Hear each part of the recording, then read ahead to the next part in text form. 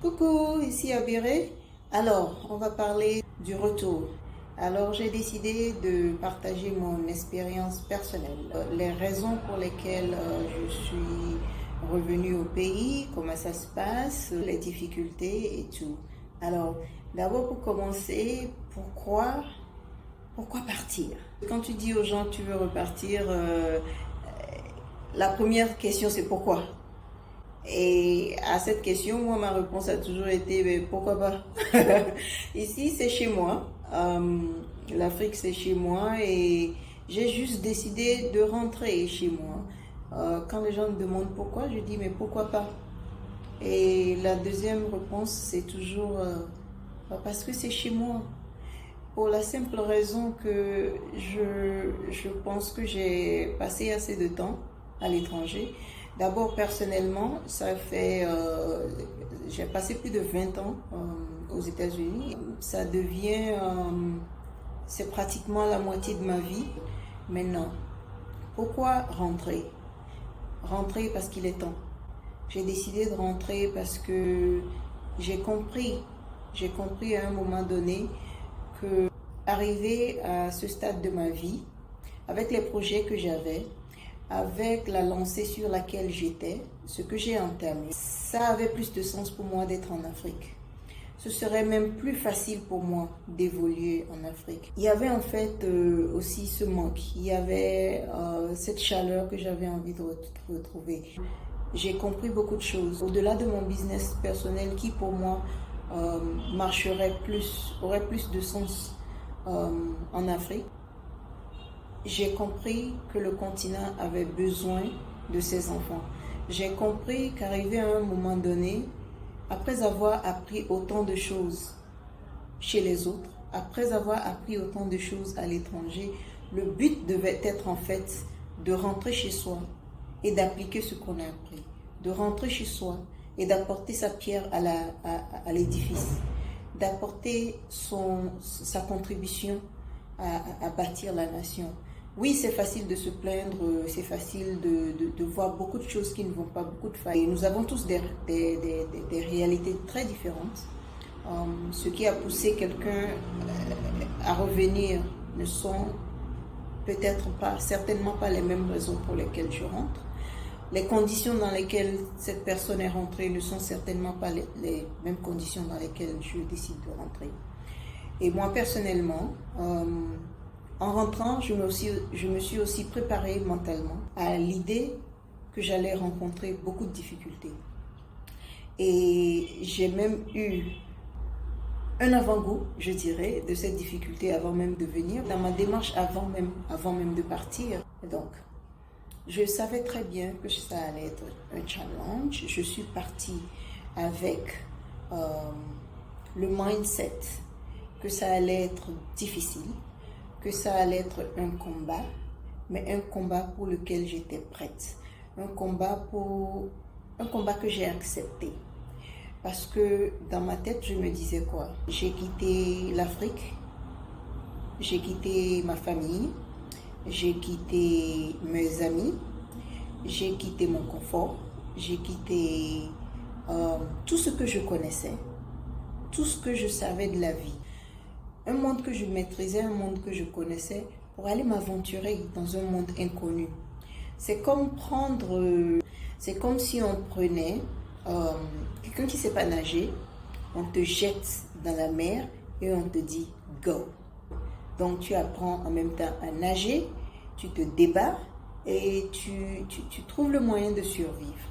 Alors c'est comme ça que je suis partie aux États-Unis, c'est comme ça que beaucoup d'Africains quittent le continent et vont en aventure ou vont pour les études. La plupart n'ont pas vraiment de connexion, n'ont pas vraiment quelqu'un sur qui compte, même dans des pays où ils ne parlent pas la langue.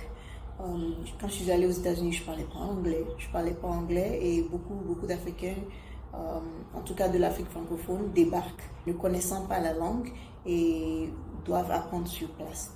Alors, si on a eu le courage de faire ça, si on a eu le courage de quitter notre famille, le courage de quitter tout ce qu'on connaissait, tout ce qu'on savait, de laisser tout derrière, d'abandonner tout, il y en a même qui vendent leurs biens pour partir. Alors, si on a eu le courage de faire ça et de réussir, pourquoi est-ce que ce serait si difficile de rentrer au pays? Pourquoi est-ce que ce serait si difficile pour moi de retourner chez moi si je suis partie chez les autres? Un pays dans lequel dont je ne savais pas grand-chose. Je ne savais pas comment ça allait se passer. Alors, même quand on va à la chasse, on rentre à la maison. Quand on va à la chasse et qu'on a tué le gibier, on le ramène à la maison. Et même si on n'a pas pu tuer le gibier, on rentre à la maison à la tombée de la nuit. Ceci pour dire quoi? Pourquoi est-ce que c'est si difficile pour notre génération de revenir au pays? Si partir dans des conditions difficiles, si partir de chez soi pour aller ailleurs, on a la force, le courage et la détermination qu'il faut pour réussir, pour s'installer, s'intégrer et se bâtir une vie. On peut aussi se servir de cette même force, de ce même courage, de cette même détermination pour rentrer chez soi quand il est temps, quand on se dit qu'il est temps. Parce qu'il faut dire la vérité, c'est pas tout le monde qui est prêt à rentrer. Mais quand on sent le désir, quand on ressent la nécessité de rentrer chez soi, il faut juste prendre la décision et partir. Partir et surtout savoir que ça va pas être facile. Quand on a même des gens qui te disent des choses qui font même rire. Ah mais il y a la poussière, les routes... Et des fois, je dis, c'est même cette poussière qui me manque. C'est même ces routes, je sais pas. Je veux rentrer parce que c'est chez moi. Alors, si on dénigre tout le temps le chez-soi, si on se dit que, bah voilà, c'est facile de pointer du doigt tout ce qui ne va pas, mais qui va arranger tout ça? Qui va le faire pour nous? Qui va bâtir le continent pour nous? C'est notre devoir. Ailleurs où nous sommes, nous aimons le confort, nous aimons le luxe, nous aimons la facilité, tout ce qu'il y a comme practicalité de la vie. Ok? Ce sont des choses que nous pouvons créer chez nous. Ça a été bâti par ceux-là qui ont eu ce rêve de créer quelque chose, de transformer leur environnement en ce qu'ils avaient dans leur tête. Bah, on peut rentrer chez soi et créer cet environnement aussi chez nous. On peut apprendre et revenir chez nous. Alors, il y a beaucoup dans la diaspora qui veulent rentrer.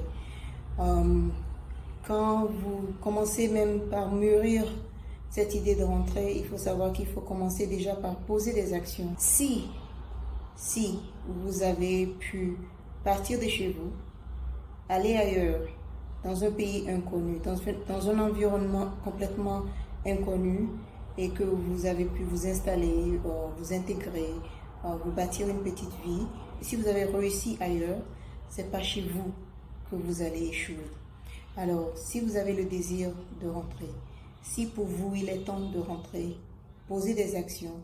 Commencez déjà par travailler là-dessus. Il faut beaucoup de courage. Il faut surtout, derrière le désir, derrière les actions posées, accepter le fait que ça ne va pas être facile. Même si après votre retour c'est facile pour vous, tant mieux. Mais d'abord, il faut se préparer à l'éventualité que ça ne va pas être facile et être prêt à affronter les difficultés pour s'installer, pour réussir son retour au pays. Pour moi, il était important de rentrer parce que je vois beaucoup d'opportunités en Afrique, beaucoup d'opportunités de réussite.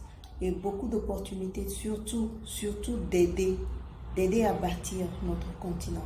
Parce que ailleurs, tout ce qui est beau, tout ce qui brille, ça a été bâti par les enfants de ces pays-là. Ça a été fait par des gens qui avaient une vision et qui ont tenu à ce que ça devienne réalité. Alors c'est faisable chez nous. Et qui viendra le faire pour nous si ce n'est pas nous-mêmes? Alors pour moi, la décision était claire. C'est à nous-mêmes de venir faire le travail, être sur le terrain. Des fois, quand on donne les réponses, on se demande vraiment si les gens ont envie d'entendre vos conseils ou s'ils vous posent la question juste parce qu'ils veulent que vous confirmez leur décision pour eux. Quand on dit aux gens ce qu'on pense vraiment de leur envie de quitter le pays, après avoir entendu leurs raisons, après avoir entendu les raisons de leur désir de partir, Et quand on voit la situation dans laquelle ils sont au pays et qu'on leur donne des conseils, beaucoup ne... La plupart, le plus souvent, ce qui revient, si c'est pas si bien, si c'est si mauvais que ça, pourquoi est-ce que vous êtes là-bas? Beaucoup sont encore là parce qu'ils n'ont pas le choix. Beaucoup sont arrivés et tout de suite ont regretté leur décision, mais il était trop tard. Beaucoup sont là aussi parce que ils veulent pas qu'on se moque d'eux. Les gens au pays se moquent de toi. Ils vont se moquer de toi si tu reviens et que tu n'as rien. C'est les mêmes personnes qui vont se moquer de toi. Alors, beaucoup partent et ils regrettent, mais ils ont tout vendu. Ils n'ont plus rien. Ils ont peut-être utilisé toutes leurs économies. Il y en a qui ont peut-être même vendu leurs parcelles. Ils ont vendu leur business. Ils ont tout abandonné. Ils ont tout laissé. Tout investi dans ce voyage. Et donc, ça devient impossible, ça devient même financièrement impossible de repartir. Alors, ils sont obligés, ils sont bloqués. Alors, quand cette même personne donne un conseil à quelqu'un qui est au pays et qui cherche à partir et qui essaye de lui dire ne commets pas les mêmes erreurs que j'ai commises, les gens, ils n'écoutent pas. Ils n'écoutent pas et ils disent si c'était si mauvais que ça, pourquoi est-ce que toi tu es là-bas? Alors, pourquoi est-ce que vous demandez le conseil si vous ne voulez pas qu'on vous en donne? La réalité de tout un chacun est tellement différente. Les gens partent pour diverses raisons. Les gens reviennent pour diverses raisons. Alors, il revient à chaque individu de s'informer, d'écouter à gauche, à droite, de faire des recherches et savoir vraiment quelle décision serait mieux pour sa propre condition. Voilà.